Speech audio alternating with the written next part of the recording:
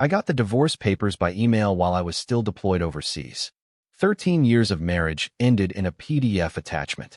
The subject line read, "Let's be adults about this." The message itself was 3 sentences long. She'd already filed the paperwork. She'd already emptied our joint account. She'd already moved her new boyfriend into our house. That was the reality I opened on a dimly lit screen 4,000 miles from home, while sandstorms beat against the walls of the barracks. I stared at it for a long time, not moving, not breathing, just letting the words settle in. Then I typed a single reply. Understood. That was it. One word. No begging. No anger. Just silence, sharp enough to cut glass. My name is Nathan Briggs. I'm 42 years old, Staff Sergeant with the 82nd Airborne, for months into a deployment in Kandahar. Out here, men die in seconds. Missions turn on a mistake. You learn to measure your responses carefully. Explosions get you killed. Silence keeps you alive. So when my wife detonated our life back home with one email, I didn't scream. I didn't write back paragraphs demanding explanations. I did what I've always done. I absorbed the hit, stayed quiet, and started to plan. That night, Wilson, my bunkmate, glanced up from his book. He noticed something was off. He asked if I was good. I told him, just some stuff back home. He nodded once and dropped it. Military guys know when not to ask questions. But inside, I wasn't just good. I was steel. The truth is, I'd seen it coming months before. The late nights at her job. The sudden gym sessions where she never broke a sweat. The new passwords on her phone. The way her hug at the airport felt like she was saying goodbye to a coworker, not a husband going to war. I'd noticed. And I'd prepared. I'd already moved important documents into a storage unit across town. The house deed, with only my name on it thanks to the VA loan. My grandfather's watch. My mother's silver. I'd opened a separate account at another bank, diverting part of my pay there, quietly, in amounts too small for her to notice. I wasn't paranoid. I was a soldier. And soldiers don't go into battle without fallback positions. She thought she'd left me with nothing. She was wrong. 2 weeks later, a notification came through our banking app. Another withdrawal. $8,500 gone in one click. The joint account balance was down to almost nothing. Our savings, $47,000 built over years, gone entirely. She was bleeding me out while I was out here defending a country she no longer wanted to share with me. I set my fork down in the mess hall, staring at the screen while laughter and phone calls buzzed around me like background noise from another life. To them, I was just another soldier checking messages. But inside, I was making lists. Not of enemies in a combat zone, but of enemies in my own home. That night, I logged into our home security system remotely. I'd installed the cameras myself last year. What I saw stopped my breath for a moment. A truck I didn't recognize in my driveway. A man I didn't know walking my dog, drinking from my coffee mug, wearing my Seahawks sweatshirt. My wife was there too, laughing in the kitchen I had remodeled with my own hands. They thought I couldn't see them, but I could. And that was when something shifted inside me. Not rage, not grief. Something colder, sharper. A clarity I knew from the battlefield. She'd moved fast, but I had moved first. She just didn't realize it yet. I closed the laptop and pulled out my notebook. A mission plan, written in silence. Call James, my Army buddy turned lawyer. Check Virginia loan terms. Review pension account security. Contact Master Sergeant about emergency leave. I wasn't devastated anymore. I wasn't even angry. I was focused. She thought she had taken everything from me. But she had no idea what I was about to take from her. 2 weeks after that first email, the silence became my weapon. She thought I would lash out, call, beg, maybe threaten. But I gave her nothing. The less I said, the more she revealed. Every bank notification told me her plan. Every camera feed showed me her carelessness. She thought distance made me powerless. Distance only sharpened my focus. One night, after patrol, I sat alone in the hallway outside the phone center. I had just gotten off a call with the bank. They confirmed what I already suspected. She had been siphoning money for weeks. Small amounts at first, then larger transfers. The big withdrawal had gutted us. Almost all of it moved into an account I didn't recognize. I hung up the phone and leaned against the wall, listening to other men laugh with their kids, whisper to their wives, talk about home. For them, life was still intact. Mine had been detonated quietly, without warning. Wilson found me there. He said I looked like I had seen a ghost. I trusted him enough to tell the truth. My wife emptied our accounts, moved her boyfriend into my house, and served me divorce papers by email. He didn't say he was sorry. He didn't offer comfort. He just asked me one question. What's your plan? That was the right question. That night, I opened my laptop and watched the security feed again. The stranger in my sweatshirt leaned back in my chair, feet on my coffee table. My dog curled at his feet. My wife laughed as if this was normal life, as if she had erased me clean. The sight didn't break me. It steeled me. I didn't feel like a husband anymore. I felt like a soldier preparing for a mission. I wrote a list. Contact James, my old army buddy turned lawyer. Secure emergency leave through my commanding officer. Review the refinancing documents Becky had mentioned last year. Double-check the security on my pension accounts. Everything written in neat lines, the way I'd planned for deployment. This wasn't about emotions anymore. This was about structure, timing, and patience. The next morning, before my shift, I emailed James. Subject line, need legal help. Discreet and urgent. His reply came an hour later. Call me. Secure line only. When I ended that call, I knew exactly how to move. She believed she had already won.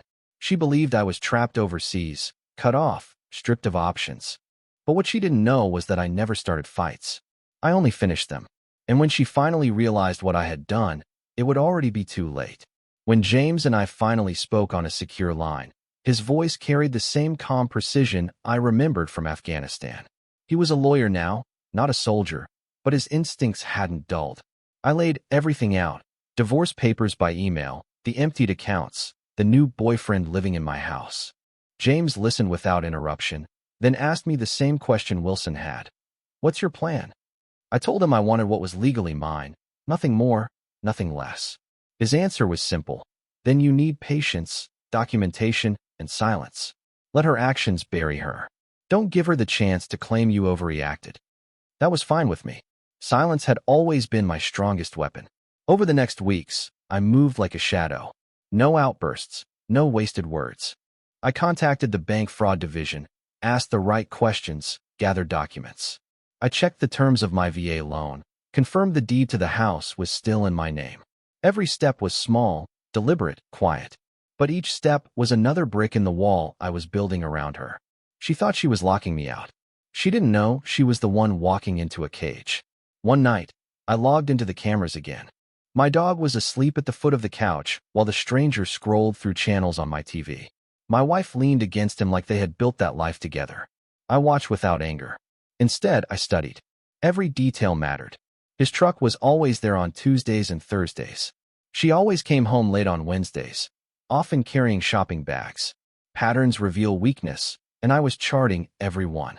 James sent me instructions in coded language, legal forms disguised as casual emails, file names that looked like nothing. I stored them in an encrypted folder labeled training schedules. Nobody on base would suspect a thing. I wasn't just protecting myself. I was preparing for the day when she'd realize everything she touched had been documented, every dollar tracked, every forgery recorded. The turning point came when James discovered a refinance application on my house. My signature was on it, or rather, a forgery of it. The stroke pattern was wrong. The middle initial didn't match. She had tried to pull out $30,000 against property she didn't even own. That single document turned her betrayal from a personal wound into a crime. I didn't confront her. I didn't send angry messages or warnings. I simply stored the evidence, copied it twice, and filed it under one word: proof. She had taken my silence for weakness. She was about to learn it was the most dangerous thing I had. 2 months later, I stepped onto American soil without telling anyone. No texts, no calls, not even to her. Officially, I was still overseas. Unofficially, I was a ghost. I checked into a motel under a different name, paid cash, and waited. My silence was now absolute. She had no idea I was in the same city, watching, documenting, waiting for her next move. The first person I met was James. We sat in a diner outside town, far from curious eyes. He slid a folder across the table. Inside were copies of everything: the forged refinance documents, bank statements, records of transfers to accounts in names I didn't recognize. One name stood out: Jeremy Ryan. That was her boyfriend. His record wasn't clean. 2 DUIs and a fraud charge. Suddenly, this wasn't just about betrayal. This was a scheme. James leaned closer and said the words I had been waiting for. We have leverage. I didn't answer. I didn't need to. He already knew what silence meant coming from me. I drove past my house that night. Her car was in the driveway, but his truck wasn't. For a moment, I thought about knocking on the door, confronting her face to face. But that wasn't the plan. Instead, I went to the bank. I met with the loan officer who had processed the refinance. I showed him my military ID, my real signature, and the forged one. His face went pale. He promised to report it immediately. I didn't raise my voice once. That same night, she texted me. The message was sharp and panicked. Who have you been talking to at the bank? Jeremy said someone's asking questions. I didn't respond. My silence was a blade cutting deeper than any words could. 2 days later, she called. I let it go to voicemail. Her voice trembled as she said, Nathan, we need to talk. The bank called about the house. What are you doing? If this is about the divorce, we can discuss it like adults. She had used the same words in her email months earlier. Let's be adults about this. I still didn't respond. By then, James had already filed paperwork contesting the refinance on the grounds of fraud.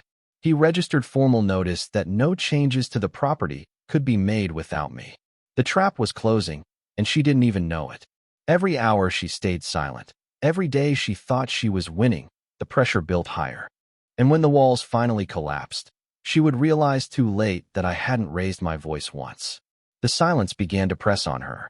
I could see it in every message she sent. First came anger, then confusion, then desperation. But I answered none of them. My silence was deliberate, my patience absolute. Pressure is a weapon, and she was crumbling under it while I stood still. James called me one morning with new information. Jeremy had been pulled over while driving my truck. The vehicle was in my name, the registration clear. He was arrested for driving on a suspended license. When they searched the truck, they found prescription pads from the dental office where my wife worked. Not blank, not clean, signed and ready. Now the investigation wasn't just about fraud. It was about something darker. I didn't rush to confront her.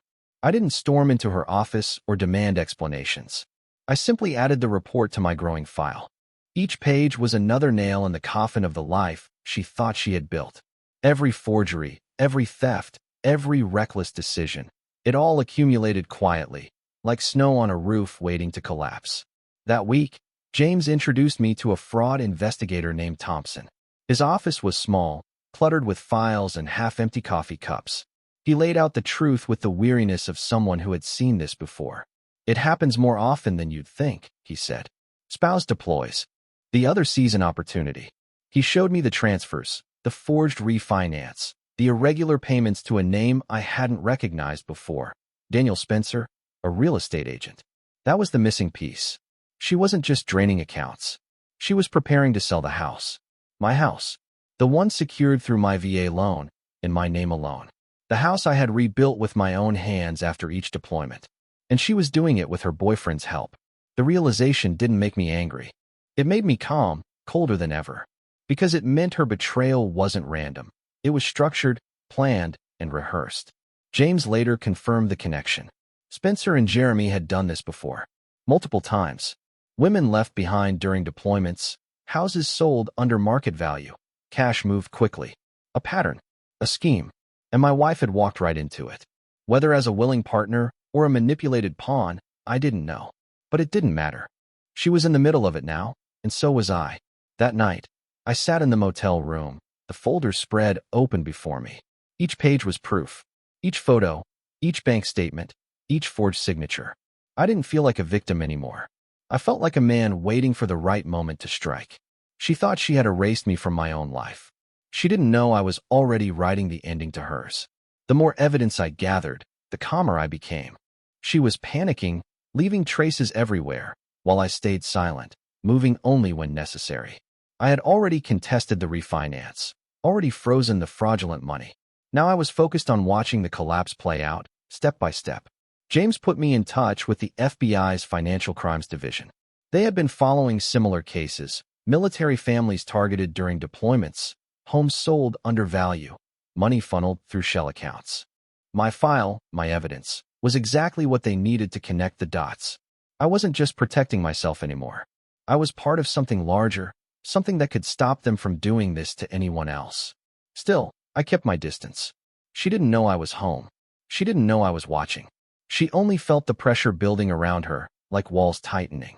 The calls kept coming, the texts growing shorter, more frantic. Please call me. We need to talk. This is a misunderstanding. Each one unanswered.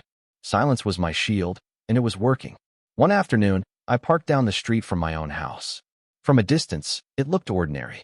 The lawn trimmed, the curtains drawn. But inside, my cameras told a different story.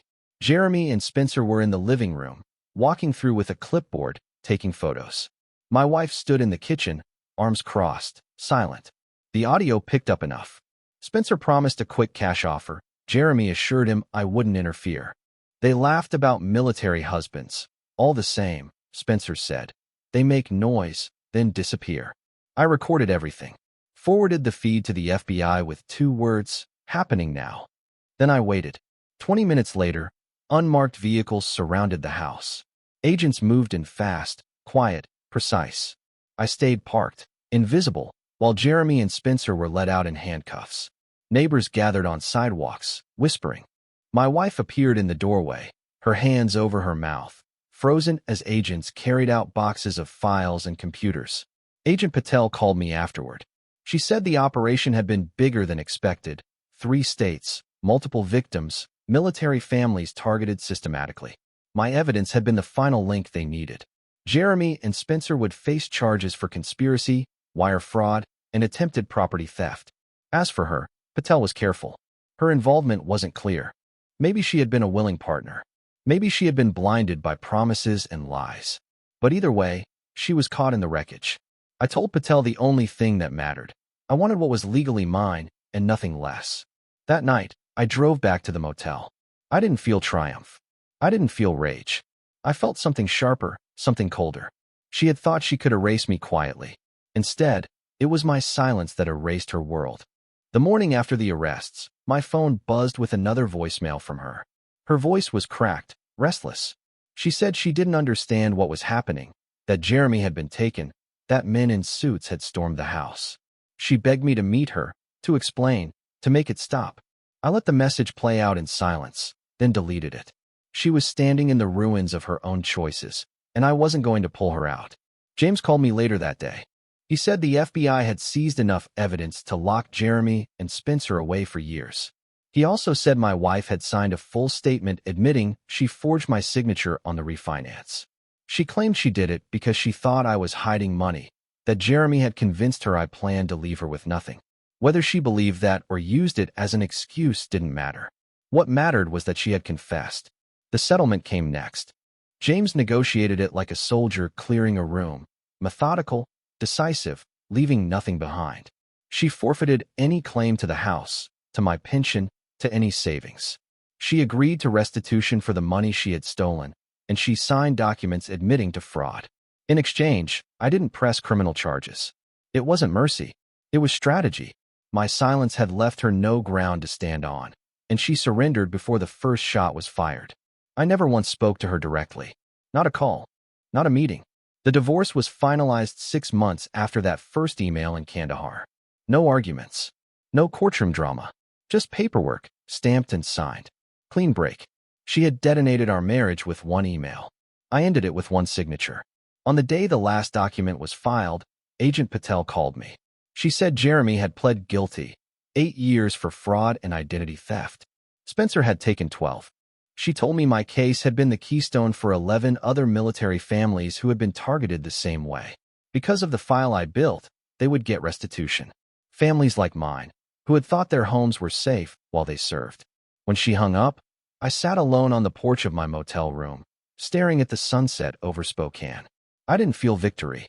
I felt the silence I had carried for months finally settling over me like armor. She had thought I would shout, rage, plead. But it was silence that ended her, silence that protected me, silence that brought the truth crashing down. A year after the divorce was finalized, I sold the house. Too many memories lingered in those walls, too much betrayal soaked into the foundation. Every corner of it reminded me of her laughter in another man's arms, of forged signatures and emptied accounts. I didn't want to live inside a crime scene, even if the law now recognized it as mine alone. The sale gave me freedom. I used the money to buy a small cabin outside Missoula, Montana. 2 bedrooms, 10 acres of land, a creek running behind it. No neighbors for miles, no footsteps overhead, no reminders of a life that had rotted from the inside. Out there, the nights were quiet.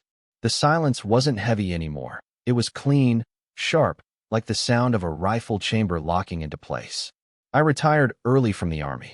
20 years was enough. I'd given my time, my strength, my loyalty. In return, I had scars, a pension, and the knowledge that silence had carried me further than rage ever could. I got a dog, a German shepherd I named Scout. Strong, alert, loyal. The kind of companion who understood quiet as well as I did. Days took on a rhythm. I picked up carpentry work for locals, building decks, repairing barns, shaping wood into something useful. My pension covered the rest. My hands stayed busy, my mind stayed steady. Some men drink themselves hollow after divorce. Some chase distractions to drown the silence. I built a new life, plank by plank, nail by nail, with no one to take it from me. Sometimes, James called with updates. He said my ex-wife had moved back to her hometown in Oregon, working at another dental office, starting over. He asked if I hated her. I told him no. Hate was too loud, too heavy. She had made her choices. I had made mine. I carried no anger, only clarity. One evening, a letter arrived. The handwriting was unfamiliar, the return address from Texas. Inside was a note from a woman I had never met. Her husband was in the Navy, deployed when Jeremy and Spencer tried their scheme on her. The FBI had given her my name. "You don't know me," she wrote, "but you saved our home.